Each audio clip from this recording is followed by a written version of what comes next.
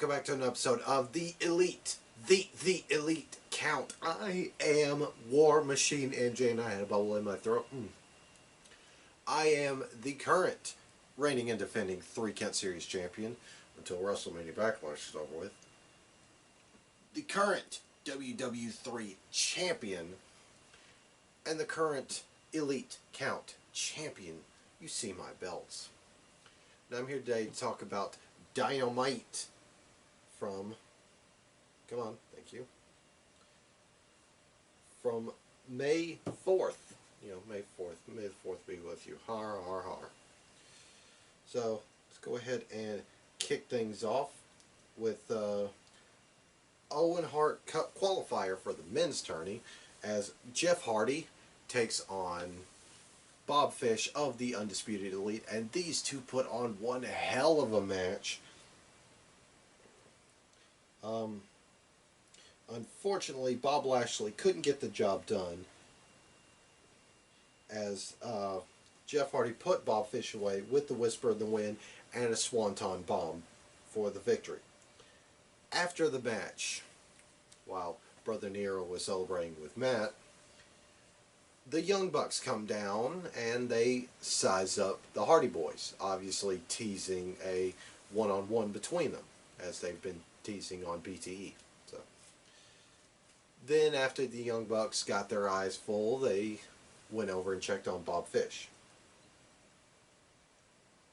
Next, we had a foregone conclusion match as the Blackpool Combat Club, of course, Mox, Danielson, and Yuta, took on the Butcher, the Blade, and Angelico, of course, members of the Andrade family office. It's still a mouthful.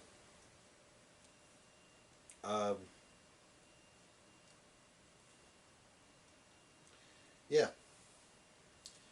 The victory came when all three members of the BCC had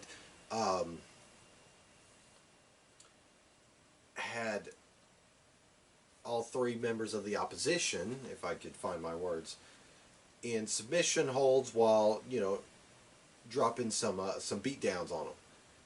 Danielson, I believe, had Angelico in the Danielson stomps, while Mox and Yuta had the Butcher and the Blade in a Dragon Sleeper, delivering the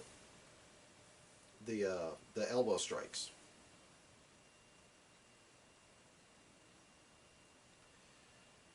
Next, there was a backstage segment where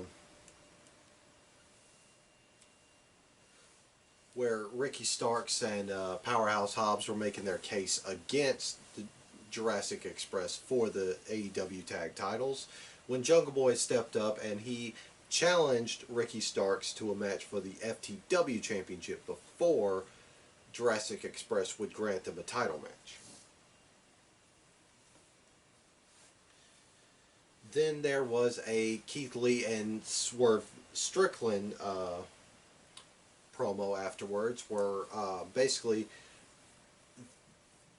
you know, they said, alright, you may have other targets in mind, but your beef with us ain't finished. And Keith Lee punctuated by saying that Starks and Hobbs will swerve in their glory, of course, playing on both of their gimmicks. Next, we had Wardlow taking on his latest mercenary. Turned out to be Impact Wrestling star W. Morrissey, which, you know, he's formerly known as Big Cass from WWE, but that man, he is cut. Like, good for him, especially since, you know, given his turbulent career post WWE. So good for him. And this was a hell of a match. Both men, you know, laid it out on the line. Of course, Wardlow hitting another redonkulous moonsault, and he puts away W. Morrissey with one, count 'em, one powerbomb for the victory. Afterwards,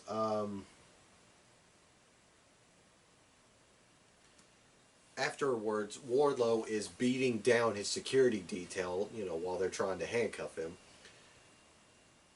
He's clobbering them one at a time, and then while all of them are regrouped on the outside, he takes one and he just awesome bombs him out onto the horde of security.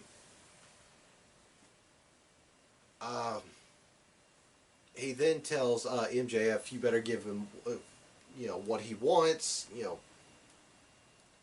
to release him from his contract and to give him a match." And MJF says, "All right, fine. I'll give you what you want. You're not going to like it, but I'll give you what you want. But we're not going to do this here. We're going to have a contract signing next week in the most magical place in the world, Long Island." Of course, Long Island is MJF's hometown. So, yeah.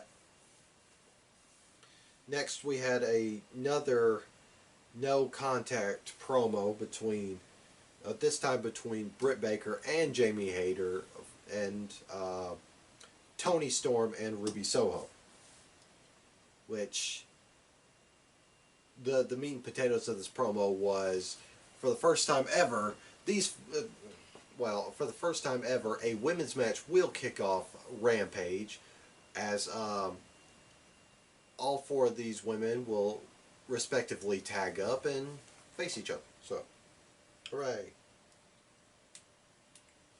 Next, we had a very vicious promo from Hangman Page, where he talks about his match against CM Punk at Double or Nothing.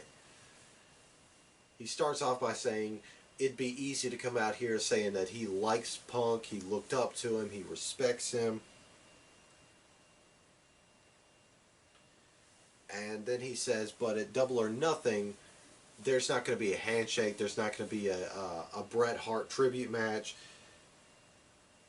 He's going to destroy CM Punk. He's going to embarrass him, he's going to break him, he's going to humiliate him. And then he points at one fan in the crowd and says, I'm going to beat him so bad, you're going to ask for a refund on that shirt if you didn't burn the damn thing.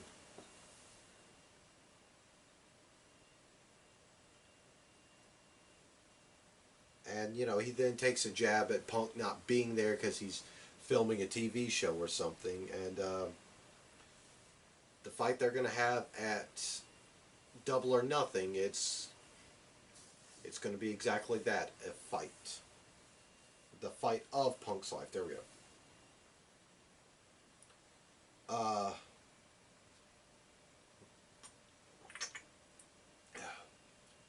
Next, there was a backstage segment involving Sanjay Dutt, Jay Lethal, and Satnam Singh,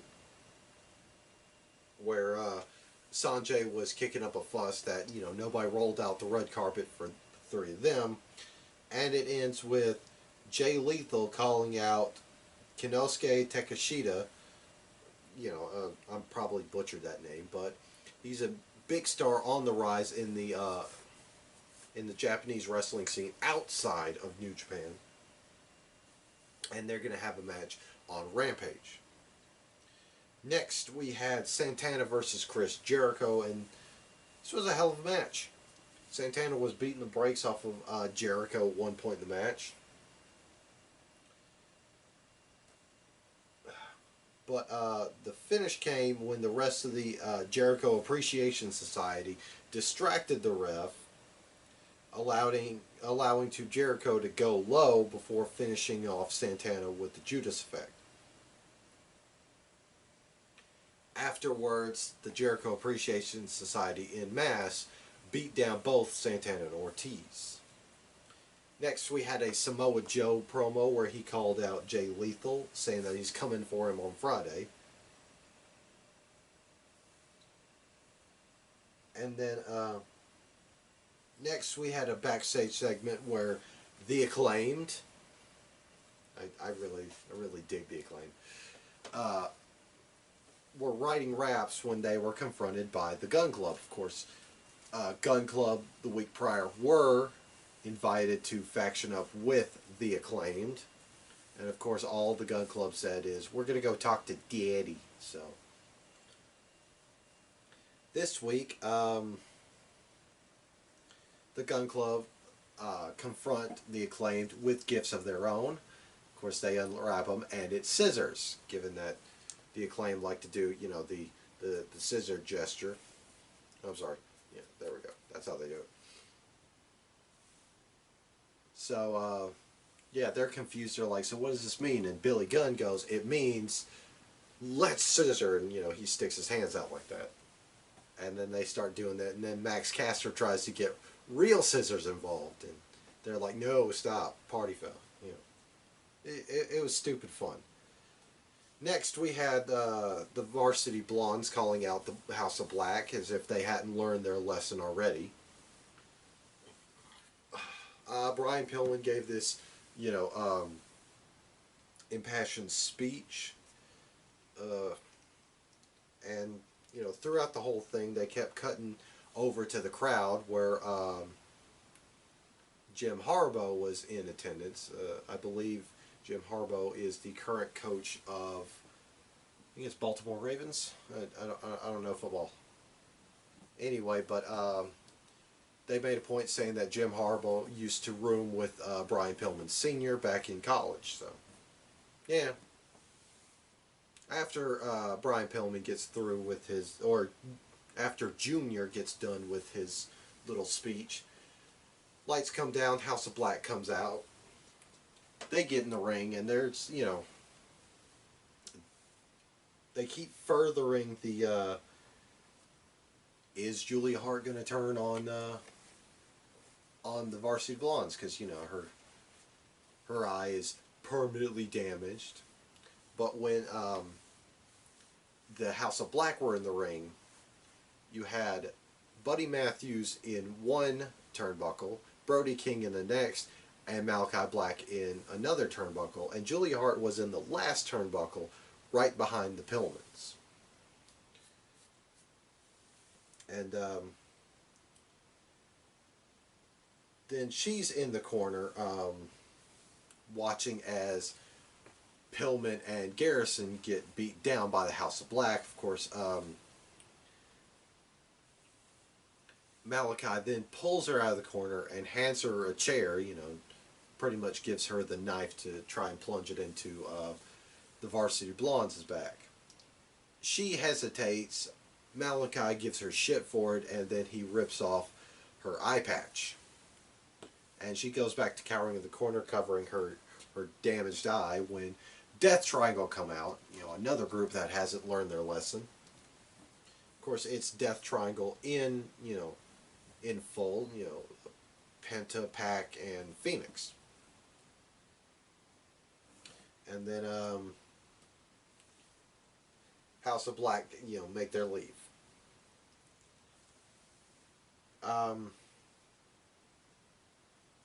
Next, we had a backstage segment from Mark Sterling, of course, doting on Jade Cargill's recent 30-0 victory, and he then goes on to make mention that Red Velvet is in the Women's Owen Hart Cup, and that she's going to go all the way and win it. Because, of course, Red Velvet is in faction with Jade Cargill and Kiera Hogan. Of course, they're the baddies. So, yeah. And then next we have a banger of a match between two disgustingly athletic wrestlers. Of course, Ray Phoenix of Death Triangle and Dante Martin of Top Flight. Of course, shout out to Darius Martin, who is out on injury for 6 to 9 months in a nasty car accident. So thoughts and prayers go out to him. And this was just a hell of a match. These two guys pulling out some crazy shit like that top rope flatliner, which looked like somebody was trying to go for a Spanish fly, but it got countered, and they just kind of both ate canvas. In the end, however,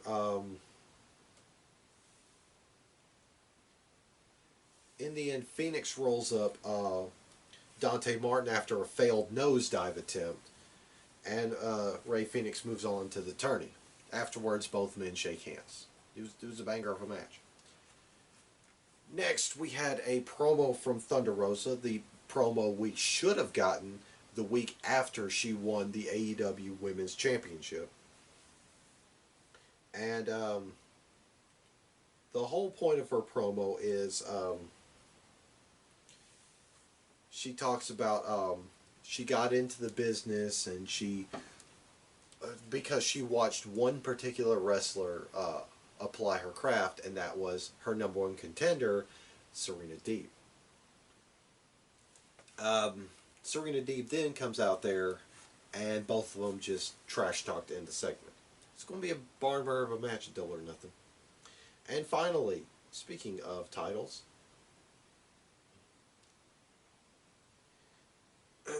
in the main event, we had Mercedes Martinez, the interim Ring of Honor World Women's Champion, taking on Deonna Purrazzo, the actual Ring of Honor Women's Champion, for a title unification match. Now, this interim title shenanigan, it's definitely a Tony Khan idea. And this one made a little sense because Deonna Purrazzo was scheduled to defend the belt at Supercard of Honor, but in the meantime, on the exact same night, she had an Impact Women's Championship match at their pay-per-view Multiverse of Matches. So she couldn't be there. Instead, that match at Ring of Honor was changed to an interim title match between Mercedes Martinez, who was victorious, and Willow Nightingale. So here we are. And both these women put on an absolute clinic. Of course, Deonna Purrazzo, she was fantastic back in NXT, but she didn't get much time to shine, which really sucks. But in the years since, she's tore up the indie scene. Becoming champion in AAA, of course, Ring of Honor, and Impact. Mercedes Martinez, however, just picked up where she left off prior to signing with WWE. But these two women put on one hell of a match, and of course, Mercedes Martinez defeats Deonna Purrazzo with, well, it just says submission, but she hits the submission. She gets the submission victory, and she is the undisputed Ring of Honor Women's World Champion.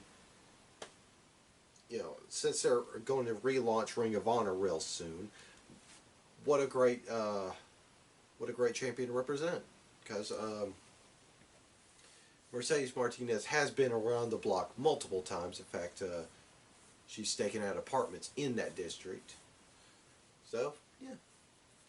Anyway, that is Dynamite from May 4th. So, that being said, you see my belts, but I am War Machine MJ, and I will see you guys next time. Bye-bang!